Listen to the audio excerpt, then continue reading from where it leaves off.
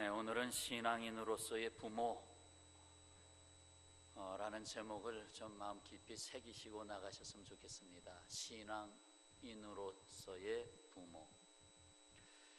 이야기 하나 들어봅시다. 밥 버포워드라는 미국인이 있는데 이분은 달라스 사람입니다. 11살 때에 아버지가 죽었습니다. 얼마나 어렵게 살았겠어요. 그래서 어렵고 궁핍한 시절을 보내면서 마음에 늘 나는 장차 돈을 많이 벌어야 되겠다, 내가 앞으로 이 세상을 살아가는 목적이 있다면 나는 부자가 되는 것이다 하고 목표를 정하고 살았습니다. 그래서 근 30년 동안 열심히 일하면서 한 케이블 회사의 사장이 됐습니다. 아주 엄청난 돈을 벌게 됐고 큰 성공한 사업가가 됐습니다.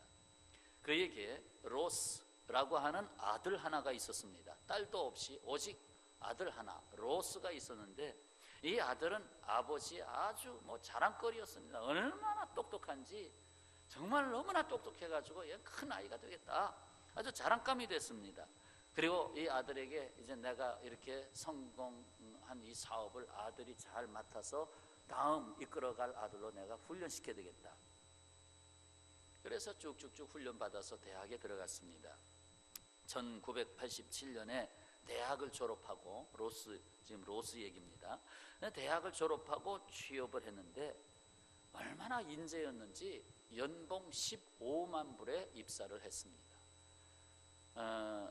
우리 돈으로 약 2억 원에 가까운 돈입니다. 20여 년 전에 약 2억 원에 가까운 돈을 연봉, 한 달에 2천만 원 넘게 그 정도 월급 받는 자로 취직을 하게 됐습니다. 대학을 사실 갓 졸업하고 10만 불 이상 연봉을 받는 것은 지금도 어려운 일입니다. 하버드나 스탠포드 정도의 좋은 대학을 나와서, 그것도 아주 그 중에서도 뽑히는 자로 나왔을 때야 가능한 얘기입니다. 그런데 이 아들은 20여 년 전에 15만 불, 거기다가 입사를 하고 나서 또 약속을 받기를 1년간 저희들 회사에서 잘 일해 주시면 내년에는 정식적으로 드리겠습니다. 연봉 50만 불로 드리겠습니다. 그러면 약 6억 원 정도거든요. 50만 불을 드리겠습니다. 정말 이 아버지가 아들 정말 잘 길렀죠. 이 정도면 내가 소원을 풀었다, 넌 이제 한 달에 5천만 원 버는 아들이 됐구나, 너 괜찮다, 됐다 이제. 그렇게 취업을 하던 해 1987년 여름에 이 아들이 텍사스와 멕시코 경계에 있는 리오그란데 강을 친구와 몇 명이 함께 수영으로 왕복하기로 했습니다. 젊은 패기에 그 정도, 강 우리 왕복하는 수영 같이 하자고, 수영 원래 잘하는 아이들이니까 우리 수영해서 왕복하자. 그러나 하면 무섭죠. 그러나 강 중앙에 이르니까 그렇게 급류가 있을 수가 없어요. 급류가 쓸고 가버렸습니다. 그래서 넉 달 동안을 찾았습니다. 넉 달이 지난 후에야 시신으로 발견이 됐습니다. 그렇게 기대하고 키웠던 아들, 이제는 성공했다, 연봉 50만 불, 약 6억 원을 약속받은 아들, 됐다. 그런데 이런 아들, 이제 그 애지중지 키워서 하나밖에 없는 아들을 키워서 이제 됐다 했는데 떠나가 버리고 말았습니다. 그 아버지의 비통한 마음을 어떻게 상상할 수 있겠습니까?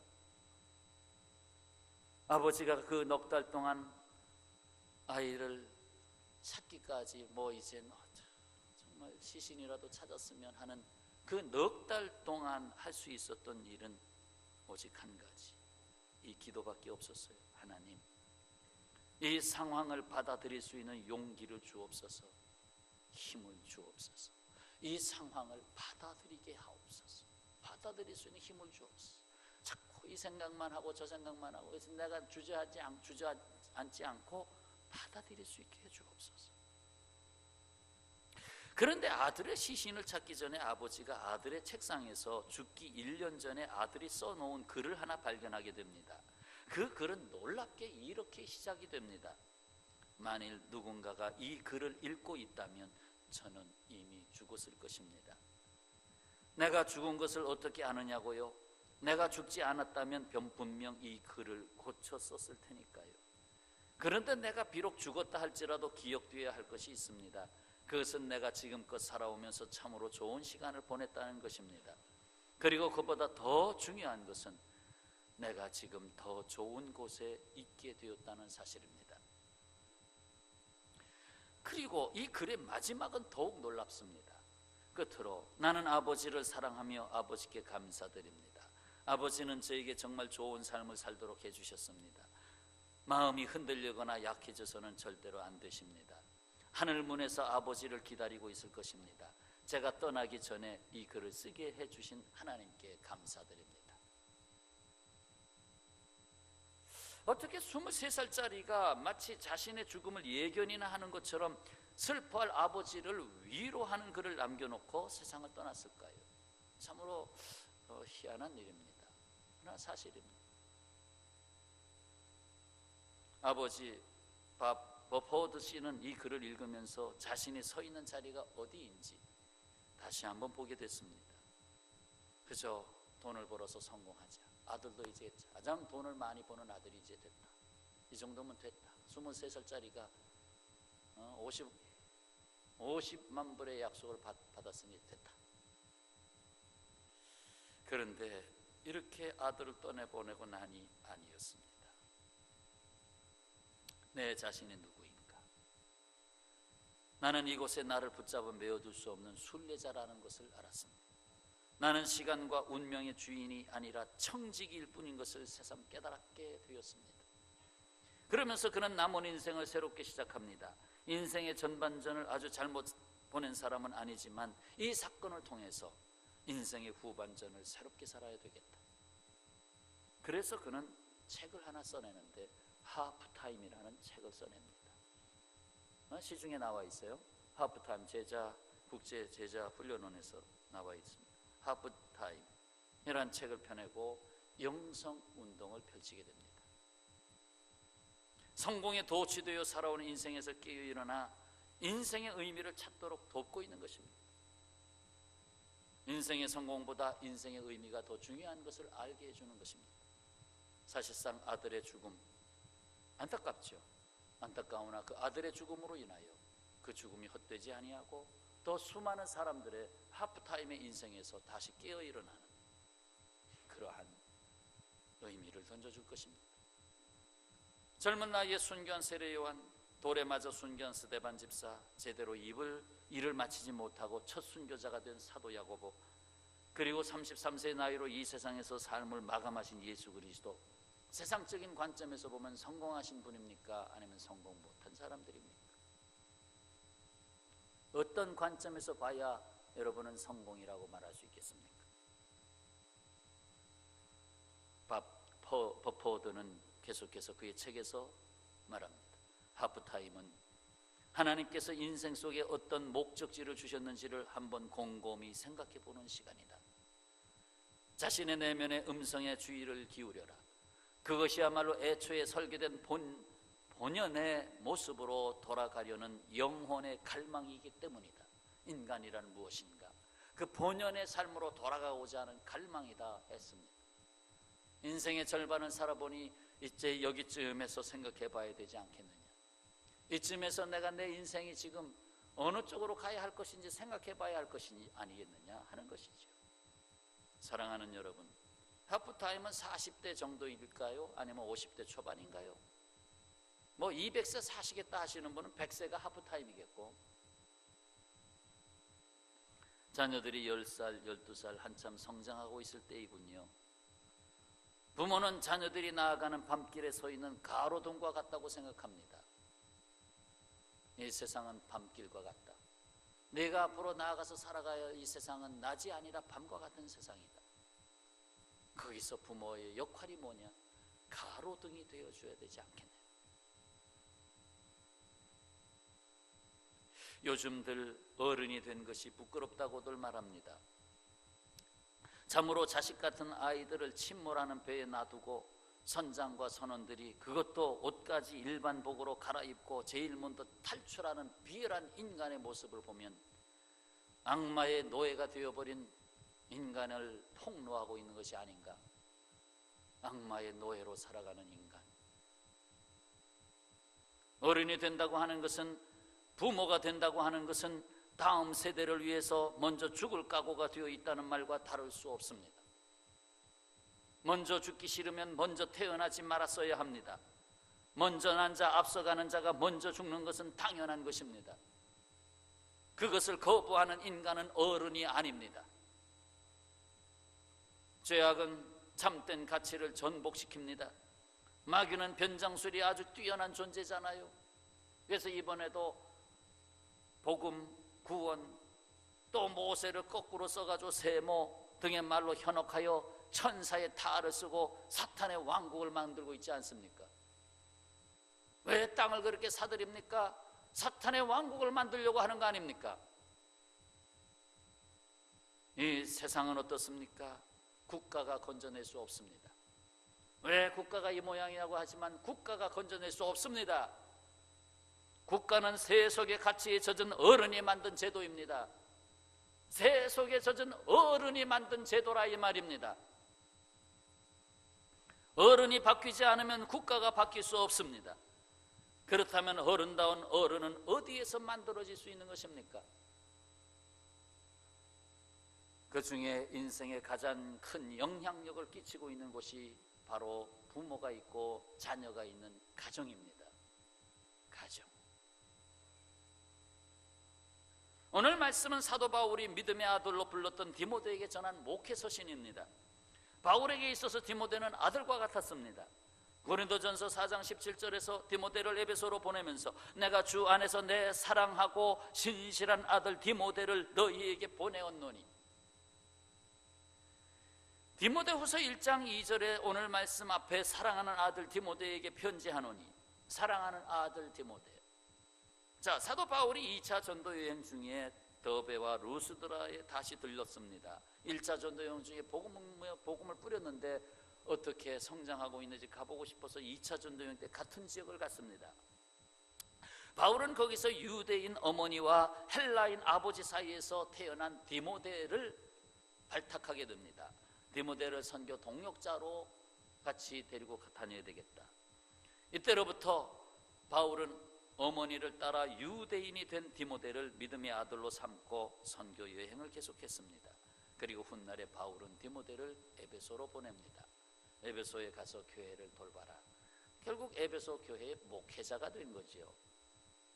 그래서 에베소에서 목회하고 있는 디모데에게 편지를 보낸 것이 디모데 전서, 디모데 후서입니다. 그래서 목회 서신이 된 거지요.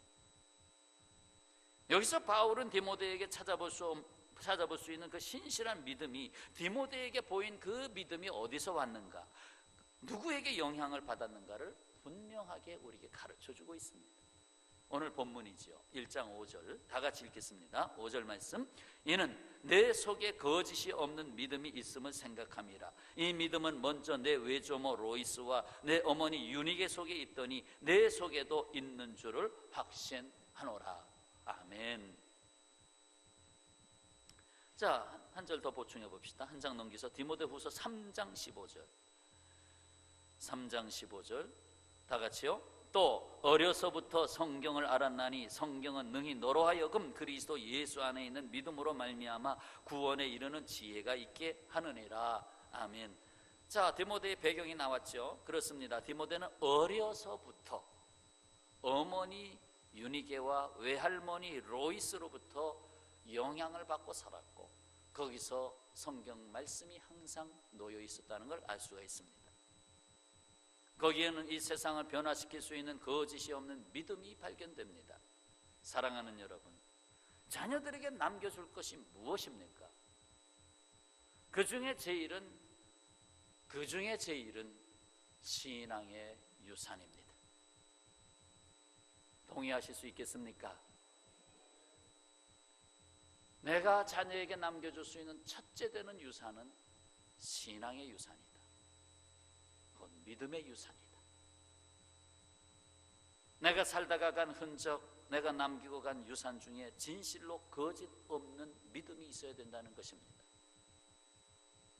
요즘 교회에서 다음 세대들이 점점 줄어들고 있습니다.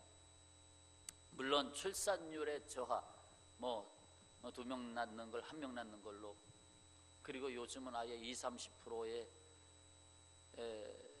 부부들은 아이를 아예 안 낳겠다. 그냥 부부끼리만 살다가 노후 대책해놓고 그냥 그렇게 살다 죽겠다. 20, 30% 정도는 그렇다는 거예요. 심각한 문제죠. 아예 아이를 안 갖겠다.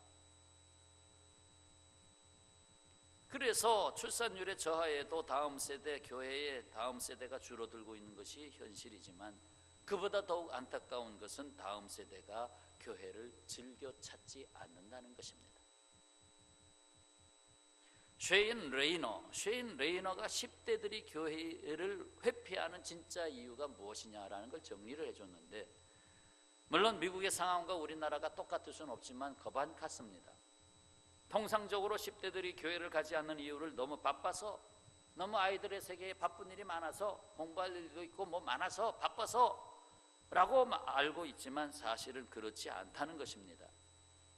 정말 교회에 바빠서 교회 갈 수 없는 사람은 없다는 것입니다. 가끔 부득이한 사정으로 뭐 초상이 났다든지 회사에 출장이 있다든지 부득이하게 빠지는 경우들이 있지만, 학생들도 부득이하게 빠지는 경우가 있을 수 있겠지만 밥 먹듯이 빠질 수는 없다는 것이죠.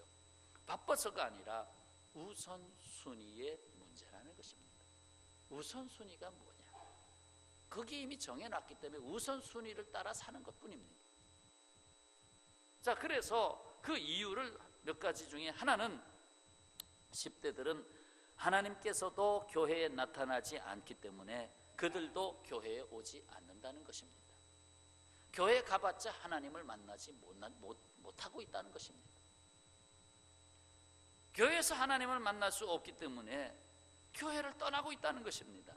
하나님도 들어가지 못하는 교회가 있다는 것은 심히도 이것은 안타까운 일이고 말세가 아닐 수가 없습니다. 이는 먼저 믿는 지도자들과 성도의 책임입니다.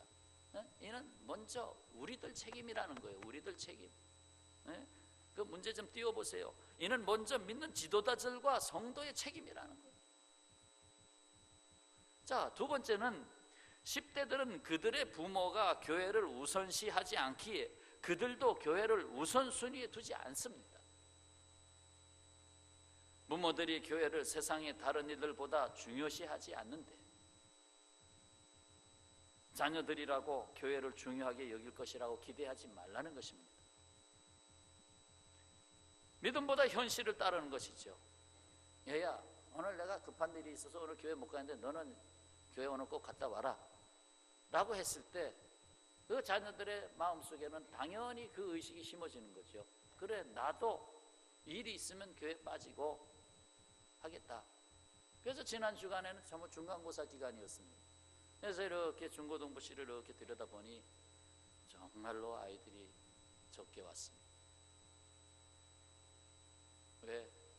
중간고사인데 그 시험에 점수를 올리기 위해서 학원에서 중간고사 대비 아주 그냥 짧은 시간 동안 요약을 해주면서 하는 그것이 일요일날, 주일날 있다는 거예요. 내가 거기 갔어.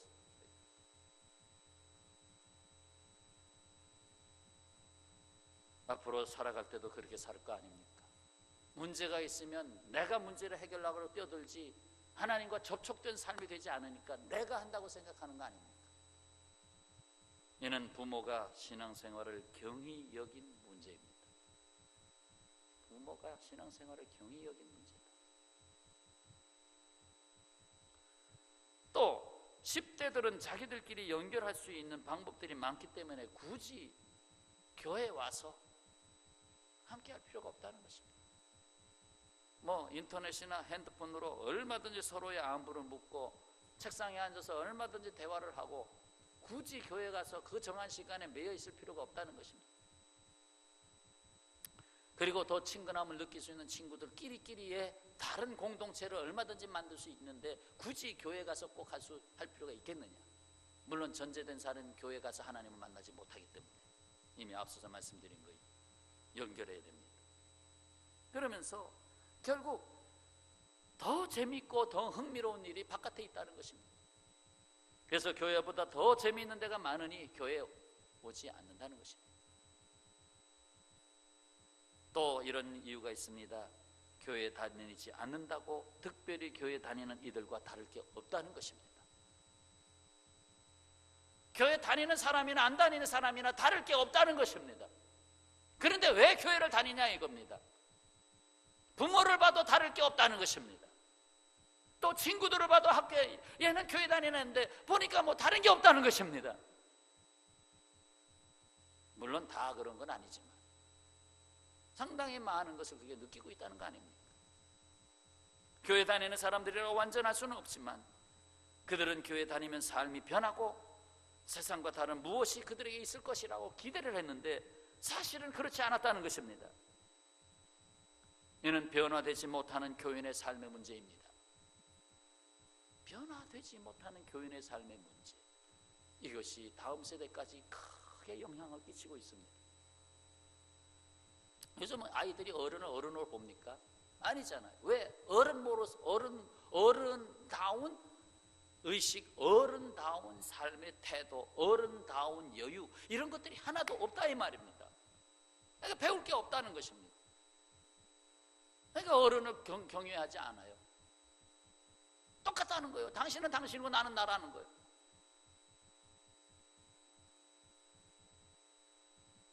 그렇습니다. 다음 세대가 침몰하는 것은 먼저 믿는 우리의 문제입니다. 부모로서의 신앙생활의 문제입니다. 교회가 보다 더 충만한 영혼의 만족으로 흥미를 이끌어야 하는데 문제가 있습니다. 얼마나 더 영혼의 만족을 줄 것인가. 이 세상의 육신적인 만족은 세상에서 얼마든지 취하는데 그게 아니라 그 속에 들어가서 영혼의 만족을 얼마나, 그래서 영혼의 흥미를 이끌어가서 주여 하나님 아버지 내가 주님 만난 것이 기쁨입니다 하고 주님 앞에 나와 그 삶의 흥미를 찾을 수 있어야 되는데 그것을 찾아주지 못하면 떨어져 나간다 이 말입니다. 성도가 세상의 빛과 소금이 되도록 변화되어야 되는 문제입니다. 그래서 회사에서 직원을 뽑을 때 크리스찬이 들어오면 우리 회사가 바뀐다. 딱 이랬어요. 종교란 크리스찬 우선 점수 30점 더 줘. 응? 크리스찬 들어오면 이 회사가 달라진다. 거짓이 없고 뭔가 여기에 빛과 소금의 역사가 나타난다. 그렇게 돼야 되는데 아니면 어떡할 겁니까?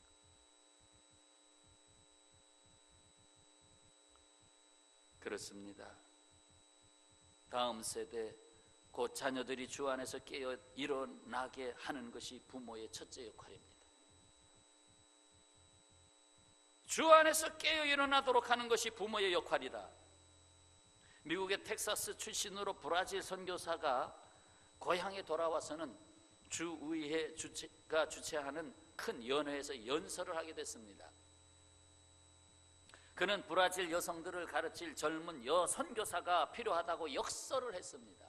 지금 브라질의 여선교사가 더 필요합니다 하고 역설을 했습니다. 그때 청년 중 하나가 손을 들고 일어났습니다. 아빠, 제가 가겠어요. 선교사의 딸이었습니다. 아버지는 뒤로 멈칫 물러섰습니다. 딸을 만류했습니다. 얘야, 널 보고 가라고 한 것이 아니다. 그러나 결국 이 아이는 성장해서 브라질로 갔습니다. 그리고 그곳 현지 선교사와 결혼했고 브라질 선교 역사에 많은 열매를 남겼습니다. 부모가 원치 않았는데도 오히려 부모에게서 지속적으로 영향을 받은 딸은 말보다는 행함으로 부모에게서 배운 그 딸은 말은 그렇다 할지라도 가지 말라고 해도 부모의 삶 속에서 내가 갈 수밖에 없다 하는 걸 고백한 것입니다. 그런데 부모가 행함으로 안 되니까 말로 하려고 그러잖아요. 말로 하니까 잔소리가 되잖아요. 사도 바울은 디모데에게 목양의 두 기둥을 일러주었습니다. 자, 그 앞으로 넘기면 디모데전서죠. 디모데전서 4장 4절. 4장 4절. 하나님께서 지으신 모든 것, 그 안엔 자녀도 있어요. 하나님께서 지으신 모든 것이 선함에 감사함으로 받으면 버릴 것이 없나니. 5절 다 같이요.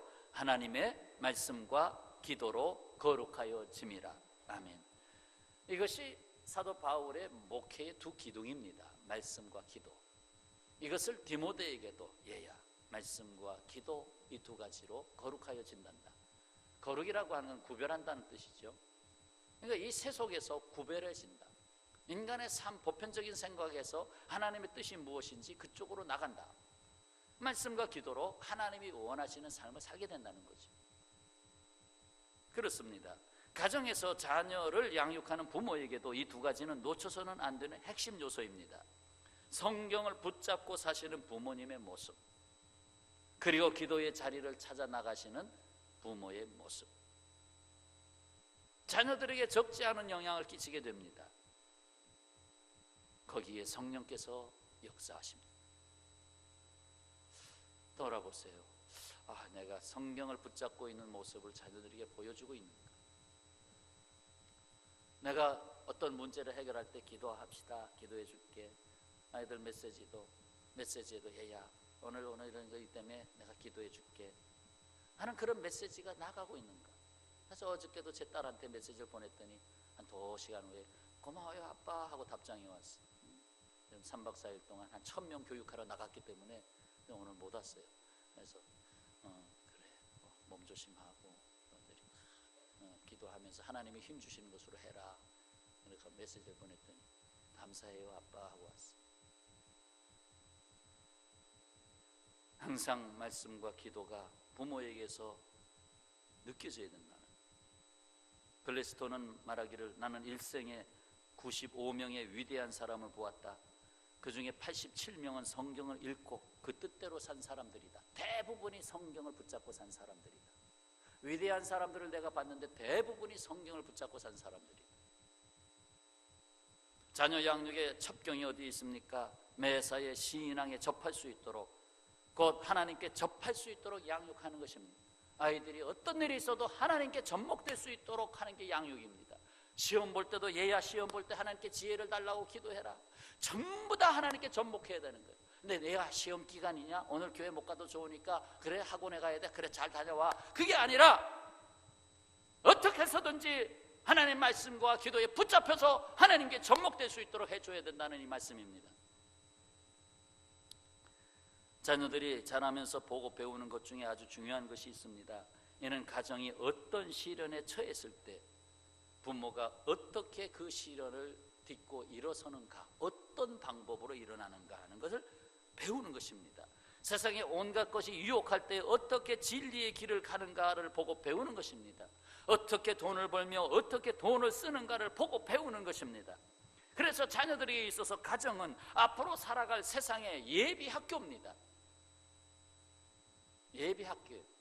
혹시 아버지가 술고래 그냥 막 술을 먹으면서 얘야 너는 아버지처럼 되지 마라, 아버지처럼 되지 말라니까, 이렇게 하면 돼요? 안 됩니다. 절대로 안 됩니다. 그가 커서 나는 절대 술 안 먹어 하지만 나중에 커서 술 먹습니다. 바람 피고 삐그덕 들어와서 여보 따들어 몇 시에요? 새벽 3시. 그러면 보고서 아이들이 나중에 커서 바람 핍니다. 가정은 예비 학교라니까요. 자녀들이 앞으로 어떻게 살 것이냐, 부모가 사는 모습을 거반 따라간다는 걸 아셔야 됩니다. 로마가 세계를 지배하던 당시 세계의 어머니를 대표할 수 있는 두 여인이 있었습니다. 한 사람은 초대 교회사의 가장 유명한 신학자요, 교부요, 유명한 참회록을 남긴 아우구스티누스죠. 354년에서 430년 살았는데 그의 어머니 모니카입니다. 다른 한 사람은 여러분이 너무나 잘 알고 있는 악명 높은 네로 황제의 어머니 아그리피나입니다. 네로 황제의 어머니, 어거스틴의 어머니, 두 사람을 비교해 보십시오. 아그리피나는 아들인 네로를 조속히 왕위에 오르기 위해서 수단 방법을 가리지 않습니다. 내가 난 자식이 빨리 왕 위에 올라야 된다, 황제가 돼야 된다. 그 방법을 이루기 위해서 아주 사악한 방법을 씁니다. 뭡니까? 자기 남편, 지금 황제로 있는 자기 남편 클라우디오를 암살합니다. 자기 남편을 암살해서 죽여서라도 자기 아들을 왕위에 올리겠다는 거예요. 그래서 네로 황제가 됐습니다. 그런데 나중에 그 결국이 어떻게 됐습니까? 네로 황제가 자기 어머니 아그리피나를 죽였습니다. 보고 배운 거예요. 보고 배운 거라니까. 한편 모니카는 그의 아들 어거스틴이 16살부터 방탕과 방종의 생활에 빠져 방황하고 있었을 때 20년이 넘도록 눈물의 기도를 합니다. 그 눈물, 어머니의 눈물을 보기 싫어서 집을 나갔던 이 어거스틴이 어머니의 눈물의 기도 때문에 돌아옵니다. 중국 속담에 어머니의 눈물을 닦을 수 있는 것은 어머니를 울게 한 아들뿐이다 라고 했습니다. 여러분이 자녀를 위해서 눈물로 기도하고 있습니까? 결국 그 눈물을 자녀들이 닦아줄 것입니다. 그 후에 참회록 13권을 남겼는데 그 중에 9권이 어머니 모니카에 대한 것을 쓰고 있습니다. 모니카, 연약한 한 평범한 여인이지요. 그러나 그가 신앙의 어머니로서 끼친 영향력은 대단했기 때문에 어거스틴이 어머니에 대하여 이렇게 글을 남겼습니다. 반드시 위대한 인물의 배후에는 위대한 어머니가 있었다. 그리고 위대한 어머니의 배후에는 반드시 위대한 신앙이 있었다. 위대한 어머니, 위대한 신앙, 위대한 아버지, 위대한 신앙. 신앙인으로서 부모된 여러분, 그리고 언젠가는 부모가 되려고 하시는 여러분, 자식을 어떤 세상에 내놓고 있습니까? 여러분 열심히 양육한다고 하지만 자식이 살아갈 세상은 어떤 세상입니까? 1980년에 눈이 멀고 폐암으로 죽은 프랑스의 무신론 실존주의 철학자 사르트르가 있습니다. 무신론, 하나님을 믿지 않죠. 이 사르트르가 이렇게 말했습니다. 출구가 없다. 다른 말로 하면 길이 없다. 그가 그렇게 철학을 적은 사고로 연구하고 내린 인간의 삶에 대하여 내린 결론이 뭡니까?